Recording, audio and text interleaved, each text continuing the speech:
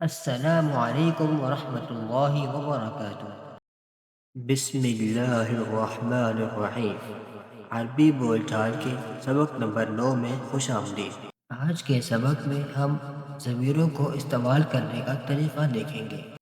انا، میں، انت، آپ، تم، ہوا، وہ۔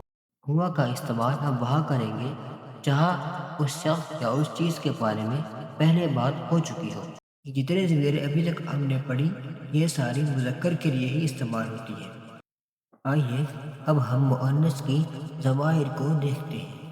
انا مذکر اور مؤنث دونوں کے لیے ہی استعمال ہوتا ہے۔ انتی، آپ، تم، ہیا، وہ، یہ ساری مؤنث کی ضمیریں ہیں۔ ہیا استعمال میں ہوا کی طرح ہی ہے۔ آئیے اب ہم سبق کا باقاعدہ آغاز کرتے ہیں۔ الدرس التاسع، 9واں سبق۔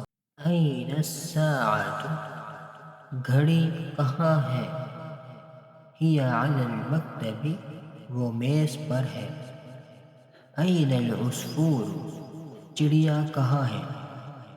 هو علی الشجرۃ، وہ درخت پر ہے۔ این خالد، خالد کہاں ہے؟ هو فی الغرفۃ، وہ کمرے میں ہے۔ این الطالبۃ، طالبہ کہاں ہے؟ ہی فی المکتبۃ، وہ کتب خانے میں ہے۔ اانت مضیفۃ طیران، کیا آپ ایئر ہوسٹس ہیں؟ نعم انا مضیفۃ طیران، جی ہاں میں ایئر ہوسٹس ہوں۔ من انت، آپ کون ہیں؟ انا معلمۃ، میں استانی ہوں۔ من انا، میں کون ہوں؟ انت مدرس، آپ استاد ہیں۔ من انت، آپ کون ہو؟ انا طالب، میں طالب علم ہوں۔ اس کے علاوہ آپ مزید جملے بنا کے بھی اس سبق کی مشق کر سکتے ہیں۔